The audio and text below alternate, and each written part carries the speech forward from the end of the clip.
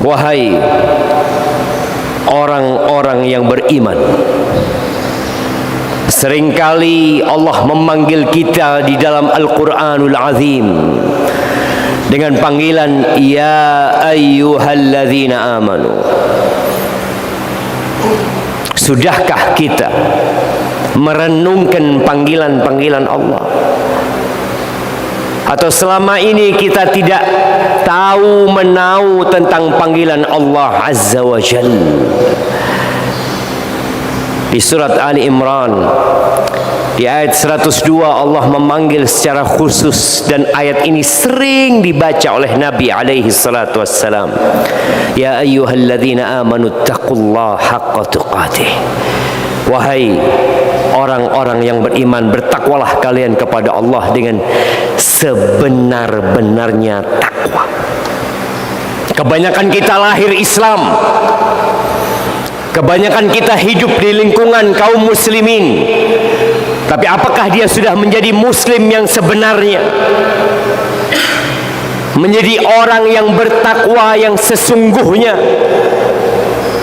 Atau iman dia, takwa dia tahun lalu, tahun sebelumnya, hari ini sama aja? Tidak ada peningkatan dalam ketakwaannya. Padahal Allah perintahkan kita, wala tamutunna illa wa antum muslimun, dan janganlah kalian mati kecuali dalam kondisi Islam. Siapa yang menjamin kita akan tetap Islam sampai mati? Nggak ada. Lahir Islam sebuah karunia Sang Pencipta, tapi mati dalam kondisi Islam adalah perjuangan dan taufik dari Allah Jalla Jalaluh. Jamaah rahimakumullah, setiap hari kita membuka mata kita, memulai kehidupan hari ini, ada saja masalah yang harus kita hadapi. Ada saja pekerjaan yang harus kita selesaikan. Sebagian kita mengandalkan akalnya, dia cerdas, atau dalam menyelesaikan masalah dia punya kenalan orang-orang besar. Dia lupa bahwa tatkala dia bangun dari tidurnya, nama siapa yang dia sebut? Seharusnya dia mengatakan alhamdulillah alladzi ahyana ba'dama amatana wa ilaihin nusyur. Segala puji bagi Allah yang telah menghidupkan aku, membangkitkan aku dari tidurku setelah dia mematikan aku dengan tidur. Dan kelak kepada Allah kita akan dihimpun. Berapa kali kita berdoa hari ini memohon kepada Allah? Berapa menit atau berapa jam kita mengangkat tangan kita memohon kepada Allah Jalla Jalaluh? Ahibati fillah, dalam setiap rakaat salat kita mengatakan alhamdulillahi rabbil alamin. Segala puji bagi Allah, Rabb, pemilik, pengatur alam semesta ini. Kalimantan milik Allah Azza wa Jalla. Nusantara milik Allah Azza wa Jalla. Dunia dan isinya milik Allah Jalla Jalaluh. Semua yang ada di langit dan yang ada di antara bumi dan langit lillah Rabbil Alamin Ar-Rahmanir Rahim. Allah itu maha pengasih dan maha penyayang. Maliki Yaumiddin. Allah itu raja, pemilik hari pembalasan. Lalu kita membuat sebuah ikrar.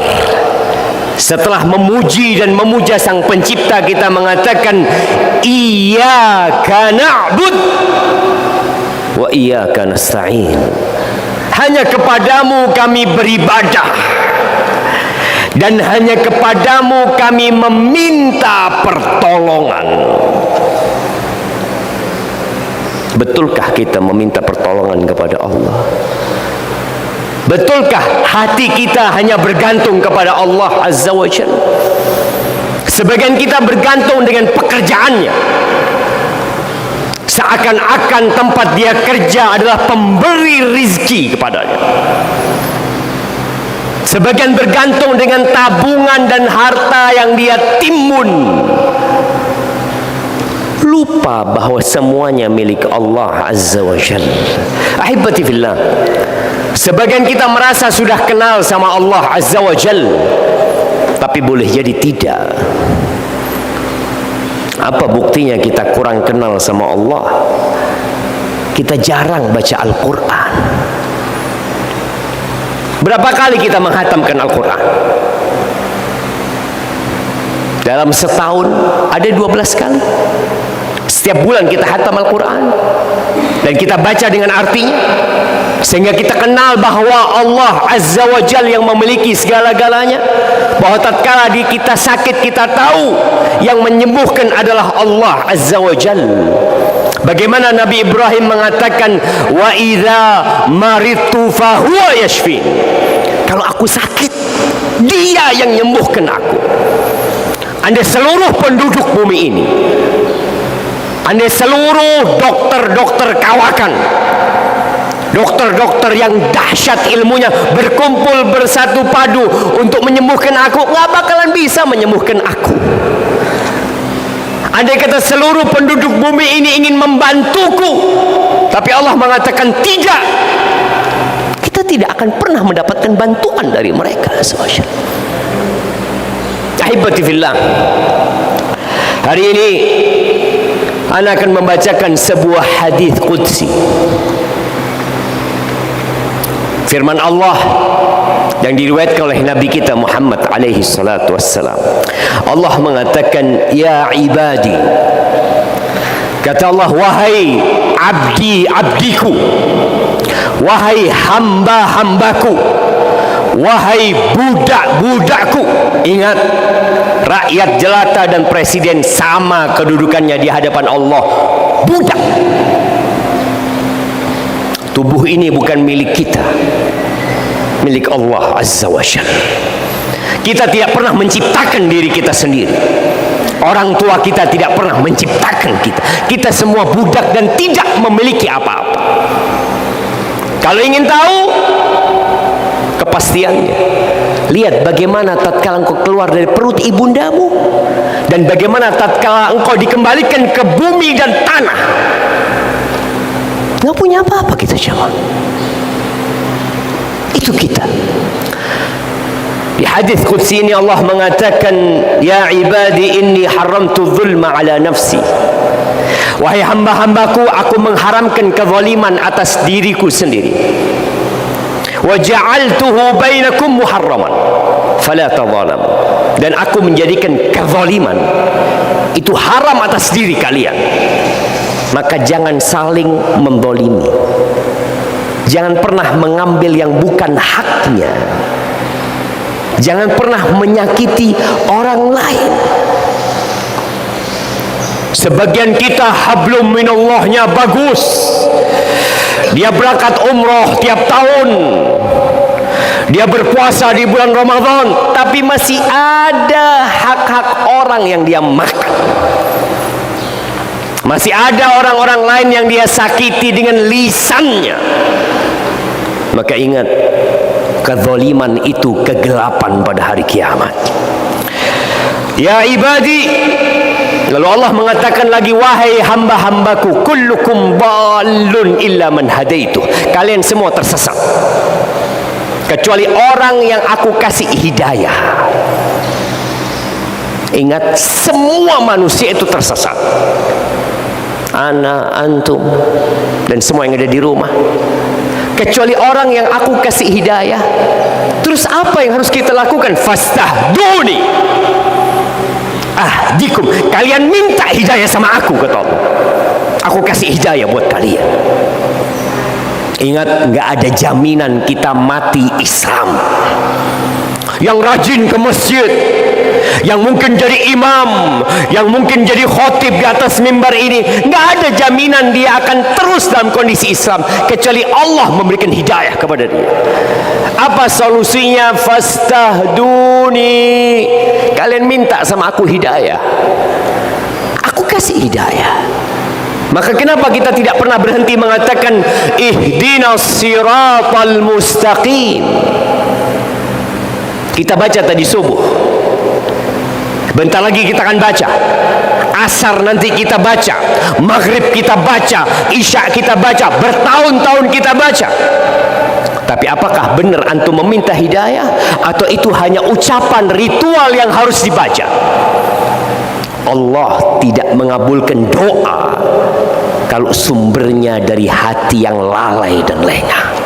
Kita baca ihdinas siratal mustaqim, kita nggak tahu artinya, kita tidak menghayati maknanya. Antum berarti nggak minta sama Allah.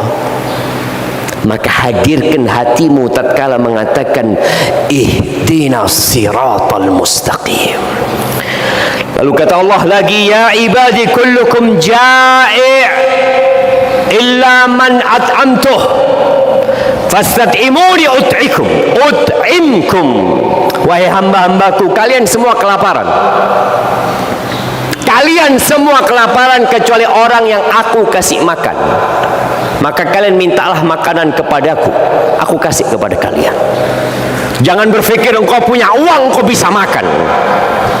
Berapa banyak orang yang uangnya bertumpuk-tumpuk, tapi dia makan dari lehernya, dia makan dari tangan.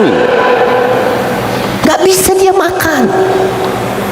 Kita bisa makan itu karena Allah yang kasih. Maka mintalah sama Allah Azza wa Jalla. Jangan merasa engkau sudah punya uang kemudian kau tidak berdoa, ya Allah berikan kepada aku makan ya Allah, berikan kepada keluargaku rizki yang mereka bisa makan ya Allah. Dan tatkala seorang selesai makan, apa yang antum baca? Nabi SAW selesai makan mengatakan alhamdulillahilladzi at'amani hadza wa razaqanihi min ghairi haulin minni wala quwwah. Beliau mengatakan segala puji bagi Allah yang memberikan makanan ini kepada aku tanpa ada daya dan upaya dari aku. Jangan pernah berpikir, oh saya bekerja. Emangnya orang-orang nggak bekerja? Allah yang kasih makan sama kita. Sekali lagi, banyak orang kaya sudah tidak bisa makan, padahal hartanya berlimpah ruah. Lalu kata Allah lagi dalam hadis qudsi ini, ya ibadi, wahai hamba-hambaku, kullukum arin illa man kasautuh, kalian semua telanjang kecuali orang yang aku kasih baju. Kalian minta baju sama aku, kata Allah, aku kasih pakaian buat kalian. Bapak-bapak, sekarang semua pakai baju. Sudahkah kita meyakini bahwa baju ini pemberian Allah Azza wa Jalla? Bagaimana Nabi SAW tatkala memakai baju atau baju baru, beliau mengatakan alhamdulillah, segala puji bagi Allah alladzi kasani hadza, yang memberikan pakaian ini kepadaku min ghairi haulin minni wala quwwah, tanpa ada kekuatan dan upaya dari aku. Ingat, semua yang ada pada diri kita itu pemberian Allah, bukan hasil kerja kita. Maka teruslah memohon kepada Allah, mintalah kepada Allah, dan ingat Allah tidak butuh dengan ibadah kita. Allah nggak butuh kita ke masjid, dengarkan ceramah, berangkat umrah, berangkat haji, puasa, nggak butuh Allah Azza wa Jalla. Terus siapa yang butuh kita? Aqulu qawli hadha wa astaghfirullah li wa lakum wa li sairil mu'minin wal mu'minat fastaghfiruh innahu huwal ghafurur rahim.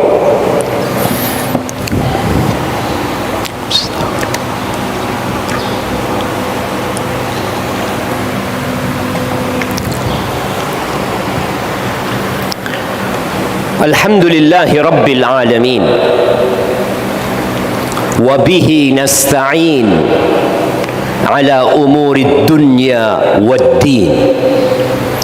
Wassalatu wassalamu ala sayyidil mursalin wa imamil muttaqin qaidil ghurril muhajjalin sayyidina wa maulana wa habibina wa syafi'ina Muhammad wa ala alihi wa ashabihi ajma'in, amma ba'd. Ma'asyiral muslimin wa zumratal mu'minin rahimakumullah. Masih panjang hadis tadi kalau untuk dibacakan. Mimbar Jumat ini kita tidak boleh menyampaikan panjang-panjang karena semua punya kesibukan dan punya pekerjaan. Ana ingin berpesan satu buat kaum laki-laki. Ibu-ibu di rumah tidak disyariatkan menghadiri khutbah Jumat. Anak-anak perempuan kita tidak diperintahkan untuk menghadiri sholat Jumat. Siapa yang diperintahkan? Kaum laki-laki. Antum semua adalah pemimpin, akan dimintain pertanggungjawaban tentang istri-istri dan anak-anak kita. Dan hanya antum yang wajib mendengarkan khutbah Jumat. Bayangin ya, satu-satunya pengajian yang wajib didengarkan Jumatan. Ngomong sama temen gak boleh, menegur temen gak boleh. Setelah dengar, sampaikan kepada keluarganya. Kumpulkan istri dan anak, kasih tahu mereka apa yang didengar di khutbah Jumat ini. Karena kaum laki-laki jangan berharap masuk surga sebelum engkau mempertanggungjawabkan istri dan anak-anakmu. Allah Azza wa Jalla mengatakan, ya ayyuhalladzina amanu qu anfusakum wa ahlikum nara. Wahai orang-orang beriman, selamatkan diri kalian, jagalah diri kalian dan keluarga kalian dari api neraka. Bagaimana akan menjaga keluarga kita dari api neraka? Kita nggak tahu mana yang akan mengantarkan ke neraka. Maka kaum laki-laki dituntut untuk belajar, mendidik istri-istrinya setelah dia belajar dan terdidik. Amr bin Qais al-Mullai, dia pernah mengatakan, innal mar'ata la tukhasimu zawjaha 'inda Allah. Boleh jadi nanti akan ada istri yang menggugat suami, bukan di pengadilan dunia. Dia menuntut suaminya di hadapan Allah Azza wa Jal. Dia mengatakan, ya Rabbi hadza zawji. Dia mengatakan, wahai Tuhanku, ini loh suamiku, ini suamiku. Ma'allamani wala adabani. Dia tidak pernah mengajariku, dia tidak pernah mendidikku. Kerjanya cari duit. Innama ya'tini bi khubzis su. Dia berpikir kewajiban suami memberikan nafkah, sandang, pangan, papan. Ya Allah, sudah aku berikan kepada istriku. Tugas terbesar seorang laki-laki adalah menyelamatkan istri dan anaknya dari api neraka. Ahibati fillah, hari ini hari Jumat, hari yang mulia, harinya bersalawat kepada Nabi alaihi salatu wassalam. Maka perbanyaklah salawat untuk beliau.